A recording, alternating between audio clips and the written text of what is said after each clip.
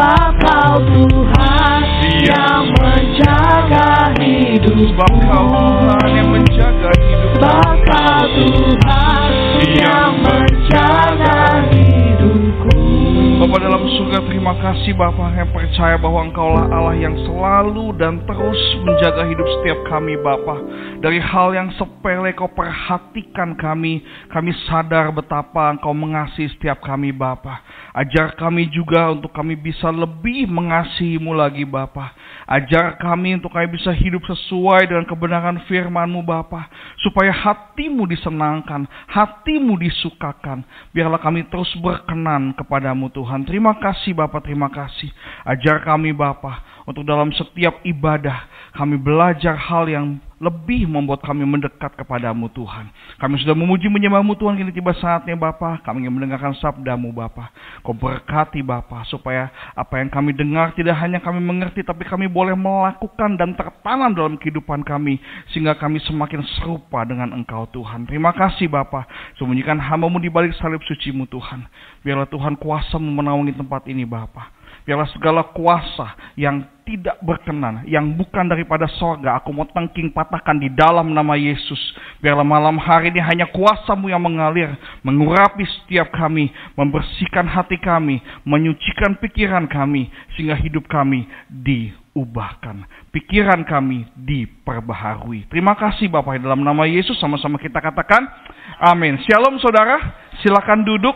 Judul khotbah saya pada malam hari ini masih seperti minggu lalu, membentuk generasi muda yang tangguh. Saya diberikan tema ini oleh Ibu Gembala, dan ini adalah bagian yang kedua, di mana untuk bisa membentuk generasi muda yang tangguh, untuk membentuk generasi muda yang kuat, untuk bisa generasi muda ini terus menerus melayani Tuhan atau dekat dengan Tuhan, adalah kita harus meletakkan nilai-nilai yang benar, yang berdasar kepada kebenaran firman Tuhan. Kita harus meletakkan nilai. Kalau anak-anak muda dikasih uang yang banyak, dulu bapaknya si Ahok, tahu Ahok gak? Pak Basuki Cahayapurnama. Dia punya bapak dulu dia pengusaha timah. Dia ngomong sama istrinya, "Dek," katanya, "anak itu kalau dikasih uang habis, tapi kalau dikasih ilmu dibawa sampai mati." Betul saudara? Makanya orang-orang tua dulu, zaman dulu, sekolahin anaknya jauh-jauh. Supaya apa? Supaya berilmu, supaya pintar, supaya punya nilai-nilai. Kenapa? Karena uang itu habis, harta benda itu habis, tapi yang namanya ilmu, yang namanya nilai-nilai itu dibawa sampai mati. Membentuk generasi muda yang tangguh, kita harus meletakkan nilai-nilai yang benar, yang berdasar pada kebenaran firman Tuhan. Lah, kita lanjut. Nah, dibutuhkan nilai untuk menentukan kualitas sesuatu atau seseorang. Nah, dibutuhkan nilai. Nilai itu begitu penting, saudara. Itulah mengapa sekarang banyak orang yang beralih dari mobil yang isinya bensin jadi mobil tenaga listrik. Kenapa? Karena menurut nilai-nilai yang ada, mobil listrik itu satu, lebih irit. Betul ya saudara ya? Yang kedua, lebih tenang, suaranya nyaris enggak ada. Itu nilai-nilainya. Sehingga banyak orang beralih dari mobil yang bensin ke mobil listrik. Apalagi yang nanti kerja di Sudirman. Apalagi yang kerja masuk ganjil genap. Kalau mobil listrik itu anti ganjil genap. Pajaknya juga katanya lebih rendah, jauh daripada mobil-mobil yang ada sekarang. Jauh sekali. Dari masalah irit juga jauh sekali. Nah, itulah nilai. Dibutuhkan nilai untuk menentukan. Kalau barang ada nilainya, kalau sesuatu ada nilainya, nah tentu saja orang pun harus bernilai. Setuju sama saya? Harus ada nilainya. Kita tahu jelas yang namanya seorang pejabat atau seorang narapidana, kita sudah tahu perbedaannya. Yang pejabat punya nilai jauh lebih tinggi daripada seorang narapidana. Karena mereka sangat jomplang sekali dan dibutuhkan nilai untuk menentukan kualitas seseorang. Nah, karena di sini adalah kebanyakan anak muda dan orang tua, kita bersatu sama-sama. Jadi mohon maaf kalau saya nulisnya banyak ngomong soal muda-muda. Nah, Mazmur 119 ayat yang 9 dikatakan, dengan apa seorang muda mempertahankan apa? kelakuan yang bersih. Dengan menjaganya sesuai dengan firman-Mu. Ada nilai-nilai untuk menjaga, untuk mempertahankan seorang muda. Itu kelakuannya baik, kelakuannya bersih. Nah, ada nilai yang harus dilakukan, ada nilai yang harus ditanam supaya anak-anak muda atau anak-anak Tuhan kita punya kehidupan yang baik. Lalu, apa itu nilai, harga, mutu? Boleh dilanjutkan? Nilai, harga, nilai itu sama dengan harga. Harga, mutu itu adalah nilai. Keyakinan atau prinsip yang diyakini benar dan baik oleh seseorang atau kelompok yang menjadi panduan dalam bertindak dan berperilaku. Nah, nilai itu sangat dibutuhkan anak-anak muda. Nah, nilai sangat dibutuhkan kita, anak-anak Tuhan. Orang Kristen harus bernilai. Kita harus punya nilai. 1 Timotius 4 ayat 12, jangan seorang pun engkau rendahkan engkau muda, jadilah teladan bagi orang-orang percaya dalam perkataanmu, dalam tingkah lakumu, dalam kasihmu, dalam kesetiaanmu, dan dalam kesucianmu. Ada nilai yang sangat penting, yang sangat dibutuhkan kita, untuk bagaimana kita menjaga, untuk supaya kita menjadi teladan, untuk menjadi garam dan terang dimanapun kita berada. Orang Kristen itu harus tampil beda, setuju sama saya? Bukan saja penampilannya yang berbeda, tapi memang gaya hidupnya harus berbeda. Karena kita punya Tuhan yang luar biasa. Kita harus berjalan. Kita harus melangkah dalam kehidupan kita. Itu berbeda. Jadilah teladan bagi orang-orang percaya dalam perkataan kita, dalam tingkah laku, dalam kasih, dalam kesetiaan, dan dalam kesucian. Nah, malam hari ini ada 8 hal. Ada 8 nilai yang saya mau bagikan kepada kita semua. Jadi saya mau cepat aja. Ada 8 hal. Ada 8 nilai yang saudara dan saya harus ketahui. Supaya ini menjadi pegangan. Menjadi pedoman dalam kehidupan kita. Yang pertama saudara adalah nilai yang disebut dengan God. Bilang sama saya God. God itu adalah Tuhan saudara. Hidup yang mencerminkan karakter Kristus dan dipimpin Roh Kudus. Ini nilai pertama yang harus kita pegang. Bagaimana kita harus mengenal. Kita harus mengenal Kristus. Yang pertama adalah memiliki hidup yang mencerminkan karakter Kristus. Saudara, kemarin waktu karena wisuda, anak saya yang paling bontot dari TK ke SD itu pakai wisuda, saudara. Kepala sekolahnya bilang, iman dari orang tua membuat anak juga percaya sama Yesus. Kalau orang tuanya takut Tuhan, pasti anak-anaknya takut Tuhan. Apalagi anak-anak itu kita ajak ke sekolah minggu, kita ajak beribadah supaya apa? Supaya mencerminkan karakter Kristus. Dari kecil kita sudah bangun anak-anak kita di dalam pengenalan akan Tuhan. Yohanes 17 ayat yang ketiga kita baca sama-sama 2-3. Inilah hidup yang kekal itu, yaitu bahwa mereka apa? Mengenal Engkau satu-satunya Allah yang benar, dan mengenal Yesus Kristus yang telah Engkau utus. Tadi kesaksian kita boleh dengar bahwa iman dari Hakim bisa membuat anak-anaknya berubah. Iman dari seorang ibu bisa membuat anak-anaknya berubah. Jelas firman Tuhan bilang 1 orang selamat seisi rumah kita akan dimenangkan. Betul saudara? Betul? 1 orang selamat seisi rumah pasti akan berkemenangan. Kita lihat lagi doa seorang ibu, anaknya bisa punya tempat magang yang baik. Yaitu ketika kita belajar mengenal Tuhan, belajar ini adalah nilai-nilai yang harus kita pegang. Kita mengenal Kristus, kita mengenal Yesus, kita wariskan kepada anak-anak kita sehingga keluarga kita adalah keluarga yang berkemenangan. Nah, keluarga yang berkemenangan, keluarga yang didasari oleh Kristus, didasari oleh Tuhan. Nah, setelah itu nilai-nilai ketuhanan yang paling penting adalah memiliki hidup yang dipimpin oleh apa? Oleh Roh Kudus. Kita kemarin 10 hari sudah dicas, saudara. 10 hari sudah dicas. Nah, kita harus belajar hidup dipimpin oleh Roh Kudus. Tetapi apabila ia datang yaitu Roh kebenaran, ia akan memimpin kamu ke dalam seluruh kebenaran. Sebab ia tidak akan berkata-kata dari dirinya sendiri. Tetapi segala sesuatu yang didengarnya, itulah yang akan dikatakannya. Dan ia akan memberitakan kepadamu hal-hal yang akan datang. Inilah nilai yang paling penting. Bagaimana hidup kita. Jangan kita memimpin Roh Kudus. Tapi hidup kita harus dipimpin oleh Roh Kudus. Jangan kebalik, saudara. Amin. Hidup kita harus dipimpin oleh Roh Kudus. Baru aja semalam, saudara. Baru aja semalam. Anak saya yang laki-laki 2 ribut, saudara. Yang tua sama yang tengah berantem. Kenait, Egio, Elion berantem, saudara. Gara-gara main kartu Pokemon, saudara. Main kartu Pokemon berantem. Entah berantemnya apa, yang akhirnya adalah salah satu kartunya Ezio itu hilang. Entah kemana. Kartunya dia bilang sama saya, papi, ini kartu dibeliin sama Pipih di Malaysia katanya. Ini kartu katanya langka katanya. Nah, saya cek di Tokopedia ternyata betul, saudara. Orang-orang tuh jual harga kartu itu 1 lembar itu 200 ribuan, saudara.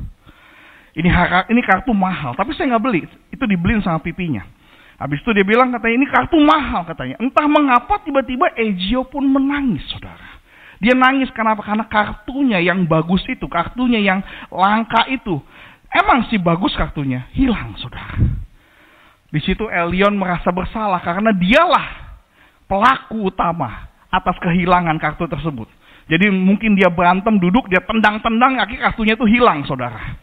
Nah, akhirnya saya pergi ke sebelah, tidurin Kana, lalu tiba-tiba di dalam kamar itu, Elion itu tiba-tiba, entah mengapa Egio nangis, Elion itu ngadep jendela, dia begini-begini, saudara.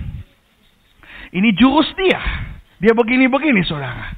Dia begini-begini, tiba-tiba dia lempar koin. Tiba-tiba dia lempar koin, ketika dia lempar koin, dia pergi keluar kamar, dia angkat keset, ternyata kartu itu ada di bawah keset. Pertanyaan saya, ini ngapain? Lempar koin ngapain? Saya bilang gitu. Ternyata saudara, ketika saya tanya, kok bisa ketemu Elion? Itu Elion pas ketemu kartu itu dia bukan senang, saudara, dia menangis, saudara. Saya tanya, kenapa menangis? Dia bilang begini, waktu aku lihat jendela, papi, aku dengar satu suara di hati aku. Aku nggak tahu itu siapa. Hati aku tuh bilang gini, Elion, kamu lempar koin. Kalau keluar kepala, itu kartu ada di bawah pintu, di bawah keset kaki. Ternyata itu suaranya. Lalu dia lempar koin itu, saudara.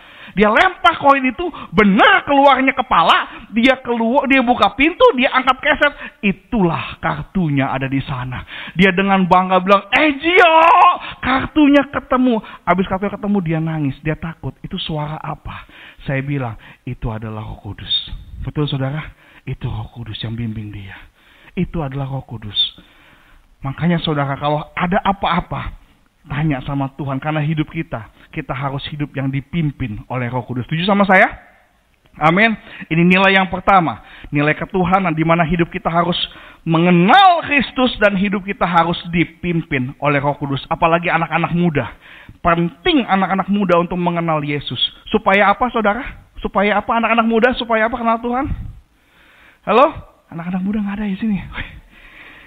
Supaya apa? Supaya di rumah takut mami papi, di luar rumah takut Yesus. Kita nggak bisa lihat anak kita, saudara. Tapi percayalah, kalau anak kita mengenal Tuhan, kalau anak kita mengenal Kristus, kalau anak kita dipimpin Roh Kudus, dimanapun dia berada, pasti Tuhan jaga. Haleluya, saudara. Yang kedua, nilai-nilai yang kedua adalah kita bilang sama-sama respect. Apa, saudara? Respect. Nilai-nilai kedua yang harus kita miliki adalah hormat. Rasa hormat. Memiliki rasa hormat dan takut akan Tuhan. Ada 4 di sini, saudara. Yang pertama, hormat kepada Tuhan. Takut sama Tuhan. Bukan takut sama masalah ya, saudara ya. Takut sama siapa? Takut sama Tuhan. Bukan takut sama hantu, tapi takut sama takut sama Tuhan. Jadi karena kita menerima kerajaan yang tidak tergoncangkan, marilah kita mengucap syukur dan beribadah kepada Allah menurut cara yang berkenan kepadanya. Dengan hormat dan takut, saudara. Belajar, kita harus belajar punya hormat sama Tuhan. Belajar, kita datang ibadah. Kita tahu ibadah jam 7. Belajar, kita menghormati Tuhan. Kita datang sebelum jam 7. Ada amin? Ada amin? Ibadah jam 9:30 pagi, kita belajar menghormati Tuhan. Kita belajar datang ibadah dengan pakaian yang baik, dengan pakaian yang sopan. Kita belajar menghadap ke Tuhan dengan rasa hormat kita. Maka dengan itu Tuhan kita disenangkan. Haleluya, saudara. Banyak orang, banyak dari agama-agama lain, mereka berusaha datang kepada Allahnya dengan rasa hormat mereka. Tapi kadang-kadang kita orang Kristen, yang Allahnya benar-benar hidup, kadang-kadang kita terlalu santai, saudara. Sadarilah, supaya kita belajar. Ini nilai-nilai yang harus kita miliki. Kita harus belajar hormat kepada Tuhan. Worship leader juga. Ketika jam 9:30, jam 7, Nggak usah pusing yang duduk siapa. Waktunya ibadah mulai, kita ibadah mulai. Kita harus belajar yang sudah. Belajar menghormati yang sudah mau hadir. Betul? Betul worship leader? Amin? Kadang-kadang kita terlalu hormat sama yang belum tentu datang, saudara. Tapi yang sudah datang pagi-pagi kemari, kadang-kadang kita kurang bisa hormatin. Mulai sekarang kita harus belajar. Yang sudah datang sebelum 9:30, ya ibadah minggu sebelum jam 7, yang sudah datang jam 7 teng, kita mulai ibadah. Jam 9:30 teng, kita mulai ibadah. Amin? Kan sepi aminnya kan? Iya, kalau ngomong soal on time pasti sepi. Haleluya. Yang amin itu pasti datangnya on time itu. Iya, belajar hormat sama Tuhan. Kita belajar hormat sama Tuhan. Ya, yang kedua, hormat kepada siapa? Orang tua. Itu sangat penting. Ini nilai-nilai mesti tanamin. Nggak cuma anak muda, tapi yang merasa punya orang tua harus belajar hormat sama orang tua. Firman Tuhan bilang apa? Ulangan 5 ayat 16, hormatilah ayahmu dan ibumu seperti yang diperintahkan kepadamu oleh Tuhan Allahmu. Supaya apa? Lanjut umurmu dan apa? Dan apa? Dan apa? Baik keadaanmu. Saudara, dari 10 hukum Taurat cuma 1 yang ada janjinya. Betul nggak saudara? Saudara baca hukum Taurat. 10 hukum Taurat cuma ada 1 yang pakai janji. Yaitu hormat sama orang tua. Kalau hormat sama orang tua, umur panjang dan apa? Baik keadaanmu. Baik keadaan kita. Di tanah yang diberikan Tuhan Allahmu kepadamu. Ini adalah janji Tuhan. Hormat sama orang tua kita. Hormat sama papi mami kita. Kadang-kadang mungkin anaknya S2, S3, papi maminya mungkin gak sekolah, tapi kurang ajarnya minta ampun. Kemarin Pak Gembala ada sharing tuh. Ya, orang lagi makan ya Pak ya, anak muda lagi makan. Bapaknya batuk-batuk, dimarahin bapaknya, betul gak? Lihat gak saudara? Yang gak lihat berarti gak join Mira. Nah, ya kan? Nah, dia marah-marah sama, kamu kenapa batuk bikin saya jadi gak nafsu makan, dia bilang gitu. Dia marah sama orang tuanya. 1 minggu setelah itu, anaknya turun tangga, stroke ya Pak ya. Ya Bu ya, stroke anaknya. Waduh, itu benar-benar itu. Dia marahin papanya batuk-batuk aja. Udah dia jatuh aja, papanya masih mau sayang dia, mau tolong dia loh itu loh. Nah makanya kita harus belajar. Jangan sampai itu terjadi sama kita. Kita harus belajar memiliki rasa hormat dan takut akan Tuhan. Setuju sama saya? Amin? Iya, belajar hormat sama orang tua. Apapun keadaan orang tua kita harus belajar sayang, hormat sama orang tua. Yang berikutnya, hormati siapa? Orang lain. Hendaklah kamu saling mengasihi sebagai saudara dan saling mendahului dalam memberi hormat. Menghormati orang lain itu sangat penting sekali, saudara. Kita belajar menghormati atasan kita, bawahan kita. Siapapun, apapun status sosialnya, kita harus belajar menghormati orang lain. Yang keempat, hormat kepada pemberian Tuhan dalam hidup kita. Setiap pemberian yang baik dan setiap anugerah yang sempurna datangnya dari atas, diturunkan dari Bapa segala terang. Kepadanya tidak ada perubahan atau bayangan karena pertukaran. Maksudnya apa saudara? Setiap pemberian yang baik dan anugerah yang sempurna datangnya dari atas, diturunkan dari Bapa segala terang. Padanya tidak ada perubahan. Artinya apa yang Tuhan berikan itu memang sebenarnya sepantasnya buat kita. Atau tidak ada bayangan karena pertukaran. Tuhan kita kalau mau kasih dia nggak pakai tumbal, saudara. Bayangan itu artinya karena pertukaran itu adalah tumbal. Banyak kita kalau kemana-mana mau beli sesuatu, mau minta sesuatu, ada tumbalnya. Enggak. Tuhan kita Allah yang sangat sayang sama kita. Dia nggak pakai tumbal-tumbalan. Kalau dia mau kasih, memang kasih yang terbaik. Nah, pemberian Tuhan wajib kita hormati. Setuju? Pemberian Tuhan harus kita hormati.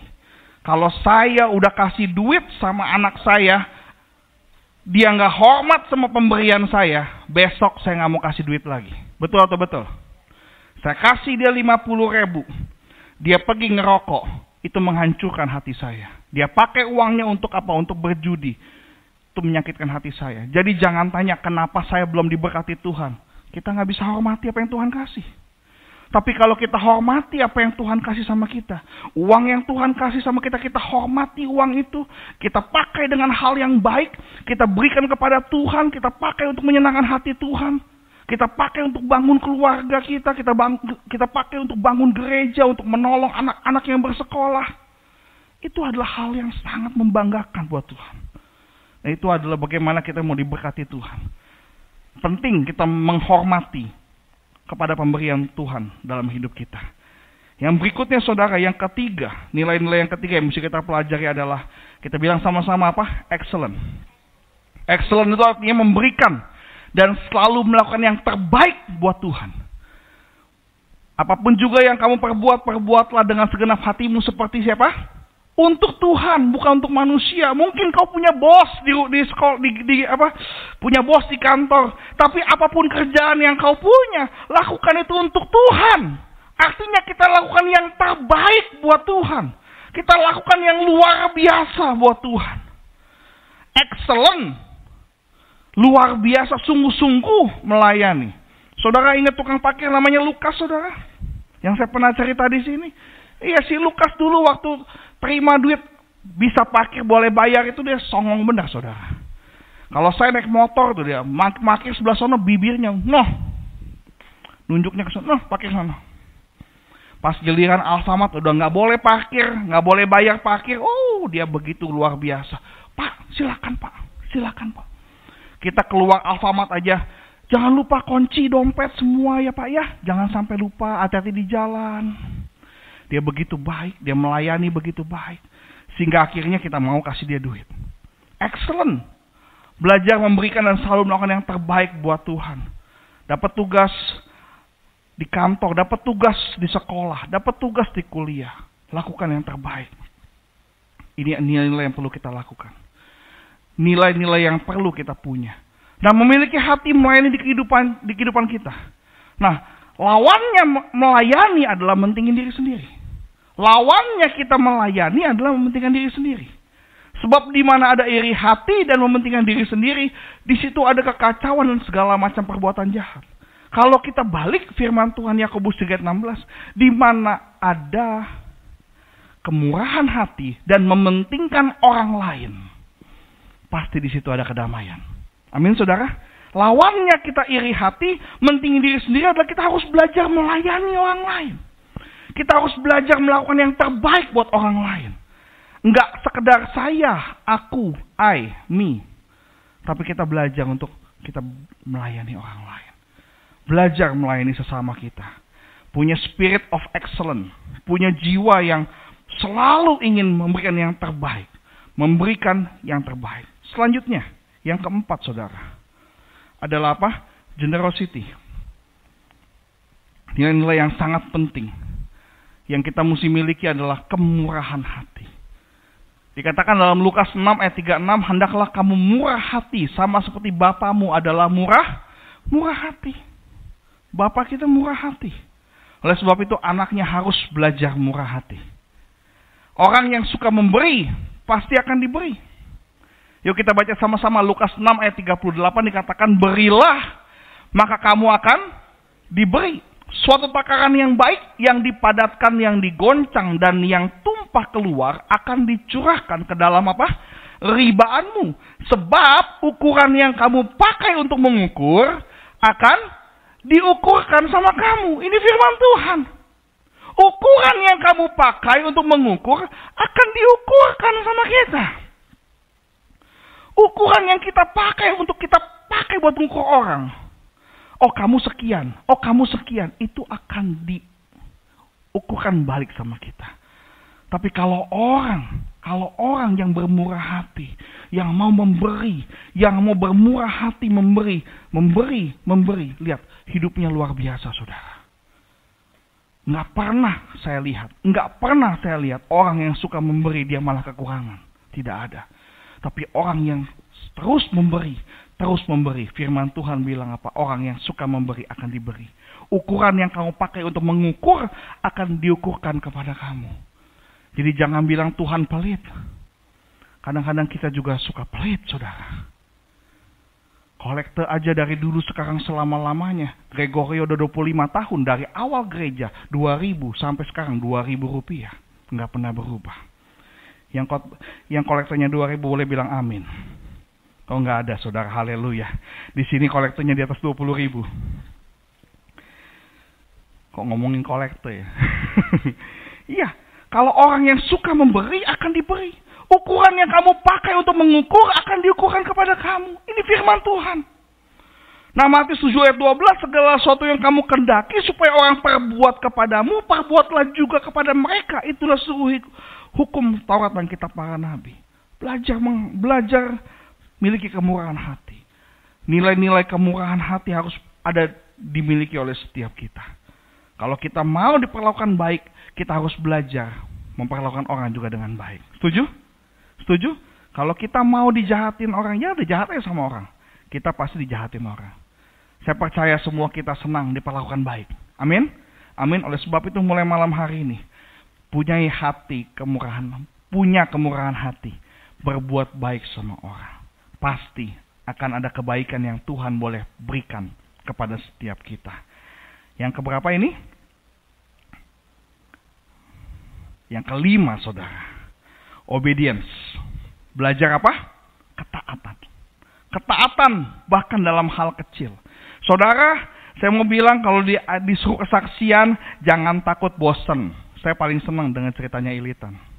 Saya paling senang. Saya sama Jojo selalu dengerin ceritanya Ilitan. Tanya Jojo. Kami selalu simak cerita-ceritanya. Itu sangat bagus sekali. Jadi jangan berpikir takut bosan, enggak, kami enggak bosan. Kami sangat rindu sekali di sini. Pak Gembala, Ibu Gembala juga sangat rindu dengar kesaksian dari jemaat. Amin. Mulai Jumat itu harus banyak kesaksian. 2, 3, 4, 5. Enggak masalah. Ayo belajar kesaksian, belajar menceritakan perbuatan Tuhan. Nah, saudara, taat itu dimulai dari hal yang kecil. Nah, sedangkan dosa pertama kali manusia adalah karena manusia itu nggak taat, saudara. Dosa pertama kali karena manusia nggak taat. Tuhan suruh bilang jangan kau makan buah itu, tapi masih dimakan juga sama Adam dan Hawa. Karena nggak taat, jatuh dalam dosa.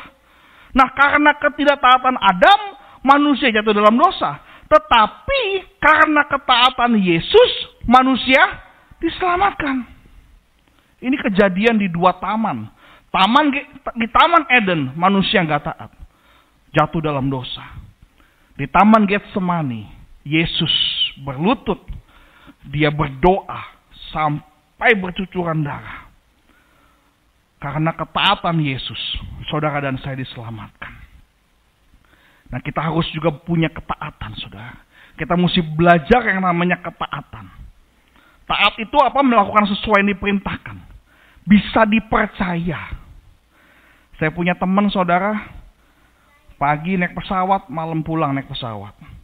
Bosnya titipin duit banyak buat dia bawa. Bosnya percaya sama dia. Kenapa? Karena dia selalu kerjakan bagian dia. Bolak-balik kerjaannya. Kalau pergi ke luar negeri, pulang lagi. Kadang-kadang pilot aja sama dia, banyakkan dia terbang daripada pilot, saudara. Jadi percaya sama orang untuk bawa sejumlah uang yang banyak. Dia taat. Dia selalu sesuai yang diperintahkan. Presisi. Makanya dia bisa dipercaya. Oleh sebab itu, saudara, anak-anak muda, salah satu hal nilai yang perlu kita miliki adalah ketaatan. Bilang sama saya, ketaatan.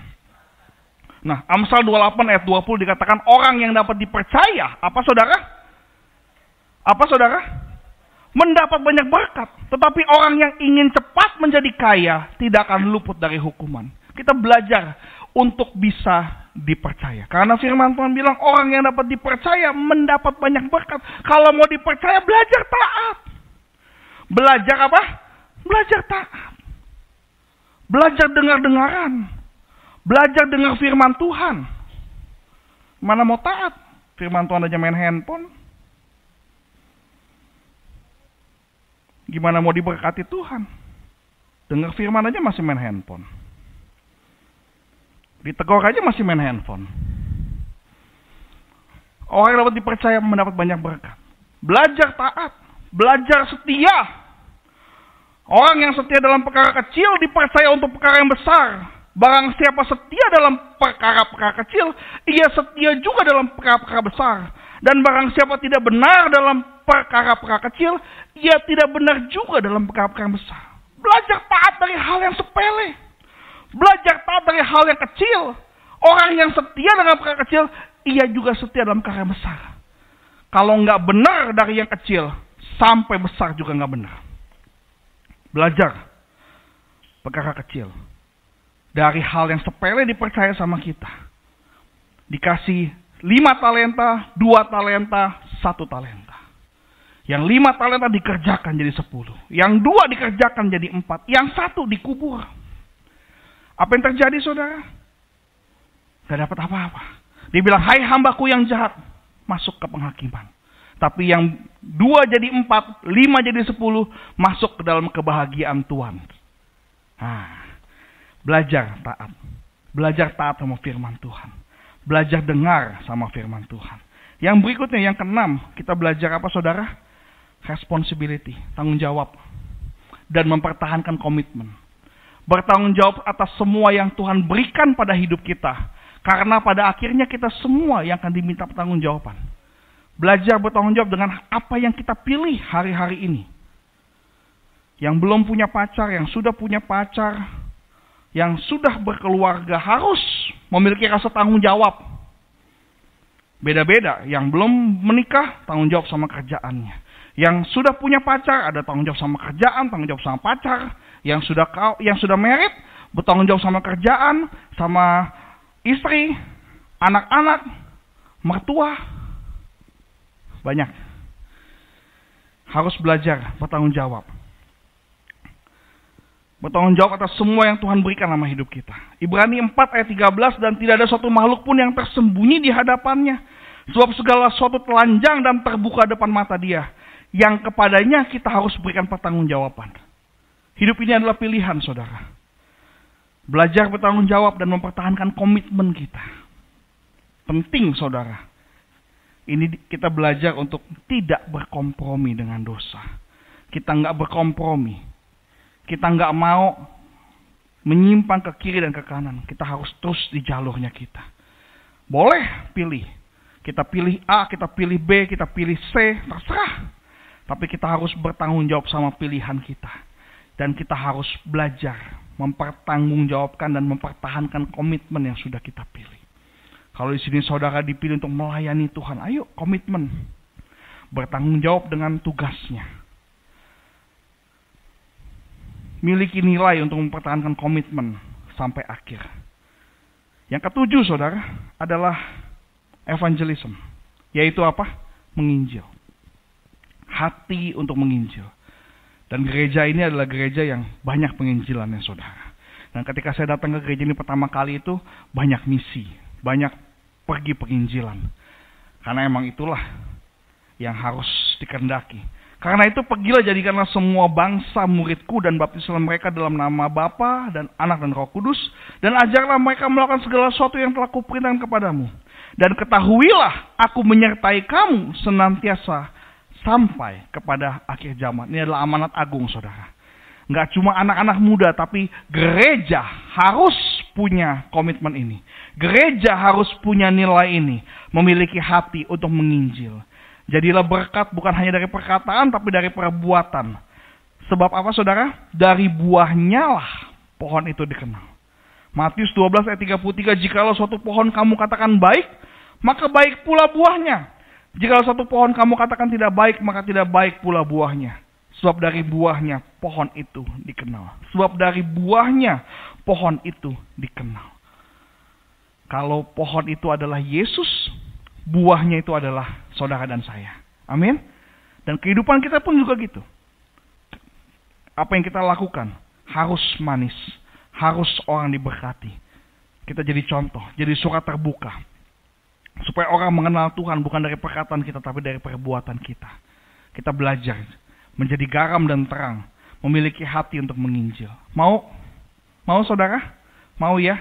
Di sini saya percaya banyak sekali yang sudah melakukan penginjilan. Pribadi ataupun sama teman, sama siapapun pasti ada. Yang terakhir saudara, overcoming. Menjadi pemenang dalam segala hal. Siapa sih mau jadi pemenang saudara? Mau jadi pemenang, yuk punya nilai ini. Menjadi pemenang dalam segala hal. Tapi dari semuanya itu kita lebih daripada orang-orang yang menang oleh Dia yang telah mengasihi kita. Nah, Tuhan ajar kita bukan untuk mengalahkan badai, tapi mengatasi badai. Bukan meredakan badai, tapi jalan di atas badai karena Yesus di pihak kita. Tuhan gak ngajarin kita untuk mindahin gunung saudara, tapi Tuhan ngajarin kita bagaimana kita bisa mendaki gunung itu. Bagaimana kita bisa melewati gunung itu. Kadang-kadang gunung gak pindah saudara. Tapi saya percaya Tuhan mau kasih kita kekuatan untuk kita bisa mendaki gunung itu. Saudara tahu cerita Petrus berjalan di atas air saudara? Kata Yesus, datanglah. Maka Petrus turun dari perahu dan berjalan di atas air. Dan mendapatkan Yesus. Saudara, ada 2 peristiwa di mana murid Yesus dalam perahu itu diterpa badai. Yang pertama, ketika mereka diterpa badai, Yesus lagi bobo. Lagi tidur, mereka bangun Yesus bangun. Pas Yesus bangun, badai diredakan.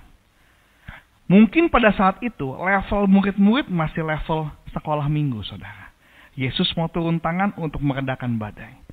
Tapi kejadian berikutnya, ketika angin sakal datang, Yesus nggak di kapal. Yesus lagi berdoa. Jam 3 malam, tiba-tiba angin datang. Lalu murid-murid melihat ada sosok putih di atas air. Murid-murid takut, dia bilang apa? Hantu, itu hantu. Yesus bilang, ini aku, jangan takut. Tapi kali itu Yesus tidak meredakan badai. Tapi Yesus ajar Petrus untuk apa? Dia bilang, datanglah. Petrus bilang, kalau itu kamu Tuhan, kalau itu kamu Yesus, suruhlah aku berjalan ke air menghampiri kamu. Yesus balas, datanglah.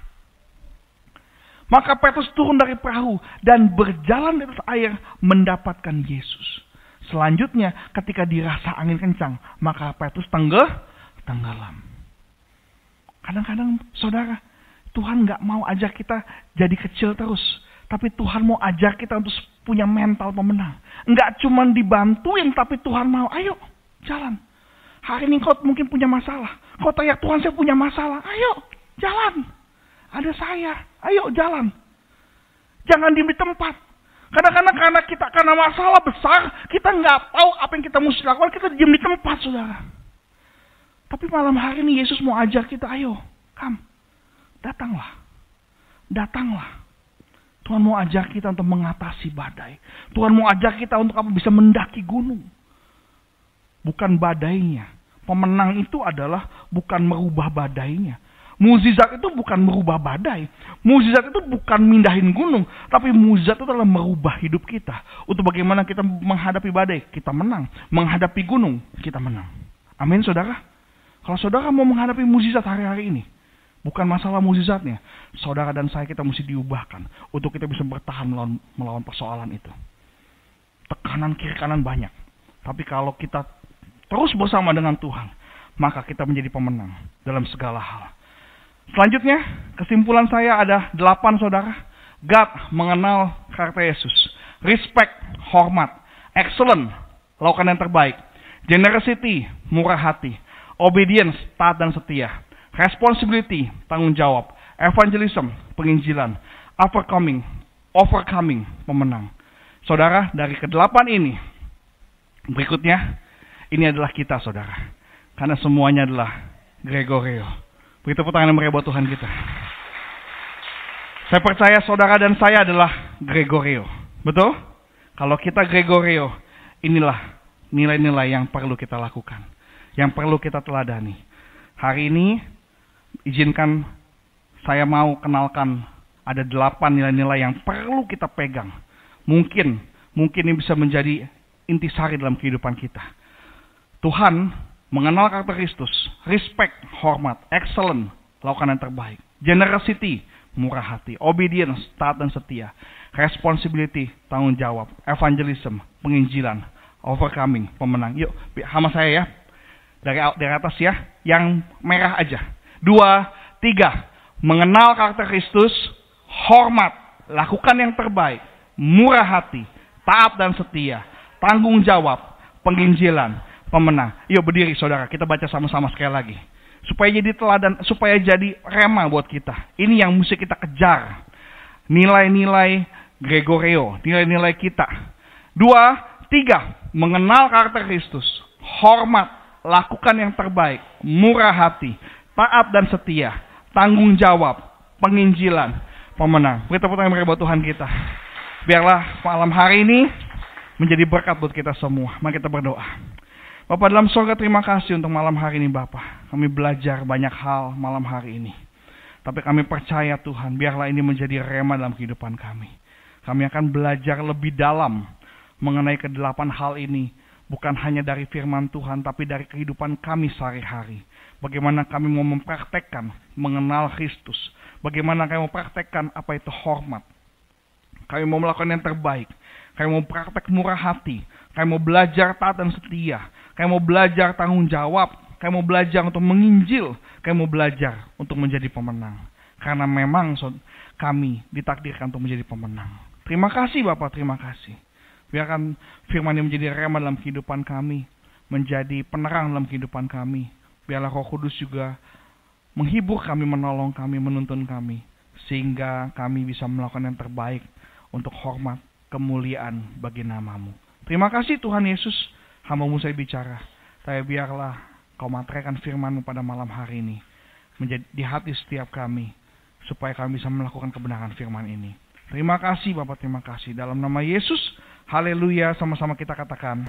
Amin.